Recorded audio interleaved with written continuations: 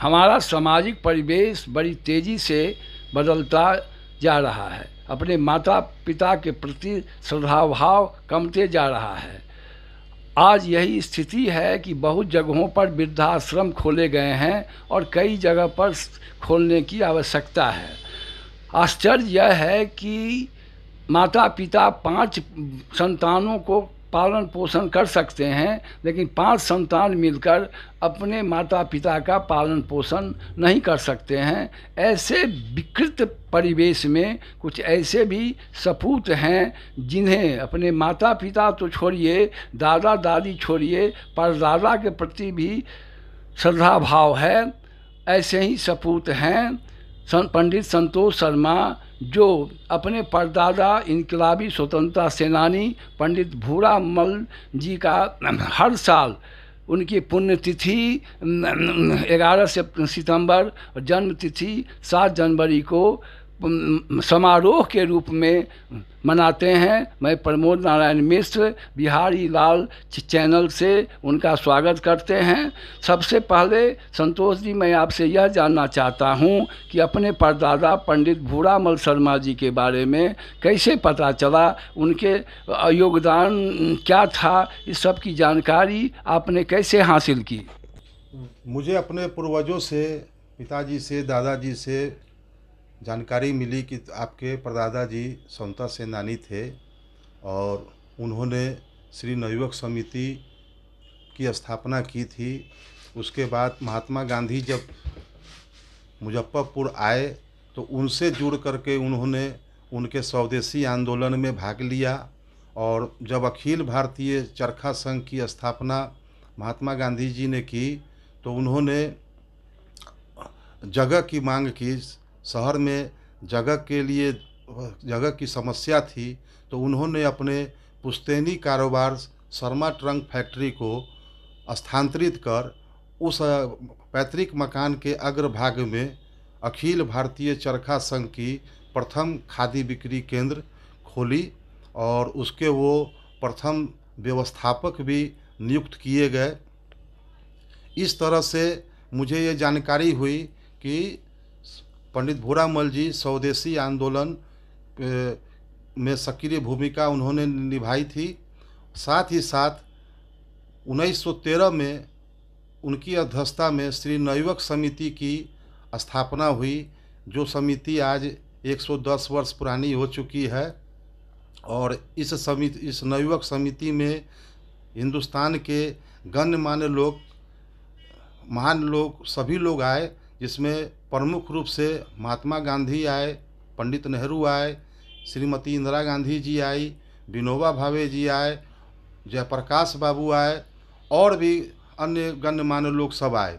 तो इन सबों को मैं शुरू से इस नवयुवक समिति से जुड़ा रहा बचपन से ही, इसलिए मुझे यह जानकारी हुई कि पंडित भूरामल जी के नेतृत्व में श्री नवयुवक समिति बिहार की पहली मातृ खादी बिक्री केंद्र अखिल भारतीय चरखा संघ की स्थापना उनके पैतृक मकान सरियागंज में ही हुई, जो आज भी महात्मा गांधी और डॉक्टर राजेंद्र बाबू की विचारधारा को चला रही है।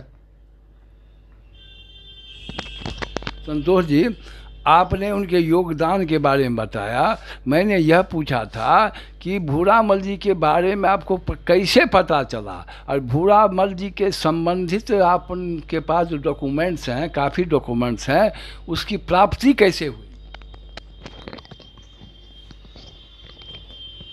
पंडित भूरामल जी की अध्यक्षता में श्री नवयुवक समिति की स्थापना 22 मार्च 1913 को हुई थी। इस समिति की रजत जयंती 1937 में महान साहित्यकार काका कालेलकर की अध्यक्षता में मनाई गई थी। इस रजत जयंती के मौके पर नवयुवक समिति के 25 वर्षों का इतिहास प्रकाशित हुआ था, जिसका लोकार्पण एवं उद्घाटन डॉक्टर राजेंद्र प्रसाद जी ने किया था। और वो प्रकाशित जो स्मारिका थी, उसको पढ़ने के बाद मुझे जानकारी हुई कि पंडित भूरामल जी ने 1913 में नवयुवक समिति की स्थापना की और 1925 में अखिल भारतीय चरखा संघ की प्रथम मातृ खादी बिक्री केंद्र अपने पैतृक आवास में खोली। तो खादी बिक्री केंद्र खुलने के बाद स्वाभाविक रूप से अंग्रेज़ों का कोप सहना पड़ा। तो किस तरह से आपका पारिवारिक परिवेश बदला, इस संबंध में भी जानकारी दीजिए। हम लोगों का पुश्तैनी कारोबार लोहे से बनी निर्मित कुर्सी, टेबल, अलमीरा, बेड, संदूक इत्यादि की फैक्ट्री थी, जिसका मटेरियल जर्मन से आता था, विदेशों से आता था, और उसका लाइसेंस था हम लोग के पास में, जिस लाइसेंस को अंग्रेज़ों ने रद्द कर दिया और फैक्ट्री को भी काफ़ी नुकसान पहुंचाया गया। पंडित भूरामल जी की गिरफ्तारी हुई और उसके बाद से उन पर अनेकों मुकदमे, फर्जी मुकदमे लाद दिए गए। काफ़ी दिनों तक वो भूमिगत भी रहे, उनको अनेकों बार जेल भी जाना पड़ा। और इस क्रम में परिवार में अंग्रेज़ों द्वारा हमेशा रेड मारा जाता था। कभी रात में पुलिस आती थी, कभी दिन में आती थी। परिवार के बाकी सदस्यों को भी परेशान किया जाता था। एक समय ऐसा भी आया जब पंडित भूरामल जी से भी परिवार के लोग नाराज़गी व्यक्त करने लग गए कि भाई ऐसे इस तरह का काम से हम लोग को क्या फ़ायदा मिलने वाला है। पंडित भूरामल जी ने अपने बच्चों को कब समझाया कि देखो, देश अभी गुलामी की जंजीरों में जकड़ा हुआ है और इसको आज़ाद कराए बगैर हम लोग कोई भी आज़ाद नहीं है। धंधा और कारोबार तो फिर वापस शुरू हो जाएगा, लेकिन ये चीज़ नहीं हो सकता, इसलिए मुझे आप लोग मदद करते रहिए। परिवार के सदस्यों ने पंडित भूरामल जी का अंतिम क्षण तक साथ दिया और इस तरह से उनकी जो जीवनी है वो हम लोग के सामने में आई। अभी कई वर्षों से लगातार आप समाज में उत्कृष्ट कार्य करने वाले लोगों को उनके जन्म तिथि पर या पुण्यतिथि पर सम्मानित करते हैं, विभूषित करते हैं, और यह आपकी स्मृति सभा की ओर से होता है। हम जानना चाहते हैं कि इनकलाबी स्वतंत्रता सेनानी पंडित भूरामल स्मृति सभा का गठन आपने कब किया और पहला सम्मान समारोह आप कब से शुरू किए?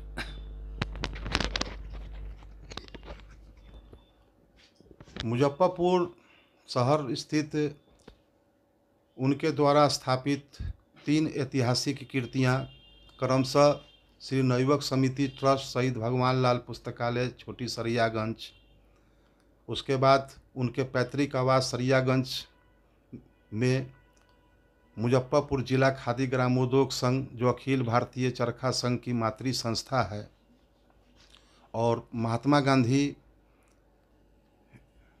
1948 महात्मा गांधी की हत्या नाथूराम गोडसे ने की थी, उससे उपजा आक्रोश और महात्मा गांधी को श्रद्धासुमन अर्पित करने का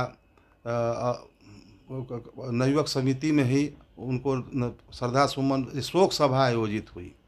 उस शोक सभा में यह तय हुआ कि राष्ट्रपिता महात्मा गांधी की स्मृति में सरियागंज चौक पर एक शहीद स्मारक बने, और 1951 में 23 नवंबर 1951 में सरियागंज चौक पर शहीद स्मारक बनकर तैयार हुआ, जिसका उद्घाटन देश के प्रथम राष्ट्रपति डॉक्टर राजेंद्र प्रसाद जी ने किया था। इन सब चीज़ों को देखते हुए मुझे ये प्रेरणा मिली कि पंडित भूरामल जी के नाम से सम्मान समारोह आयोजित किया जाए और इनकी पुण्यतिथि और जयंती मनाई जाए। तय हुआ कि इनके जयंती के मौके पर इनके नाम से शहर में जो लोग जिनका उल्लेखनीय योगदान है उनको सम्मानित किया जाए। और उस समय से ये सम्मान समारोह और उनकी जयंती और पुण्यतिथि हम लोगों ने शुरू की। आपने जो शुरू की है, बहुतों को सम्मानित किया है, अब ये हम जानना चाहेंगे कि उनको स्थायित्व प्रदान करने के लिए आपके बाद की पीढ़ी भी उनको जानते रहें, समाज के नई पीढ़ी भी उनको अच्छी तरह जाने, इसके लिए कोई ठोस कदम उठाने पर विचार किया है आपने? जैसे उन पर की पुस्तक निकालना, स्मारिका निकालना, ताकि एक मापदंड बन जाए आगे की पीढ़ी के लिए। नवयुवक समिति, मुजफ्फरपुर जिला खादी ग्रामोद्योग संघ, उसके अलावा और कई पत्र पत्रिकाओं में उनकी जीवनी छपी है। और जहाँ तक इसको आगे ले जाने का सवाल है, तो आने वाली पीढ़ी है, मुझे विश्वास है कि आने वाली पीढ़ी भी और उनके द्वारा स्थापित संस्थाएं उनको ले जाने का काम करेगी और पुण्यतिथि और जयंती पर उनको श्रद्धा सुमन अर्पित करती रहेगी, ऐसा मेरा विश्वास है। अब चलते चलते हम आपसे चाहेंगे कि आपका जो पितरों के प्रति श्रद्धा भाव है, आकर्षण है, आप अपने परदादा को श्रद्धापूर्वक हर साल याद करते हैं, उनकी पुण्यतिथि मनाते हैं, जन्म तिथि मनाते हैं, शहर के कुछ लोगों को सम्मानित करते हैं, तो नई पीढ़ी को कुछ कहना चाहेंगे ताकि उनके मन में भी अपने पितरों के प्रति, माता पिता के प्रति, दादा दादी के प्रति, नाना नानी के प्रति एक आदर भाव उत्पन्न हो, श्रद्धा भाव उत्पन्न हो, ताकि समाज में एक अलग विचारधारा प्रभावित हो सके। कुल परंपरा, वंश परंपरा हमें ये सिखाता है कि हमें अपने पितरों को सदैव याद करना चाहिए, उनकी जन्म तिथि, पुण्यतिथि पर स्मरण करना चाहिए, श्रद्धा सुमन अर्पित करना चाहिए। ये हमारा धर्म है। और मैं आज की युवा पीढ़ी से निवेदन करूँगा कि वो अपने पूर्वजों को, खास करके उन पूर्वजों को जिनका जीवन सार्वजनिक रहा हो, समाज के लिए रहा हो, समाज हित में रहा हो, उनको जरूर वो श्रद्धा सुमन, उनकी तिथि, जन्म तिथि और पुण्यतिथि पर जरूर श्रद्धा सुमन अर्पित करें। संतोष जी, आपने हमारे चैनल के लिए अपना बहुमूल्य समय दिया, इसके लिए आपका आभार, धन्यवाद।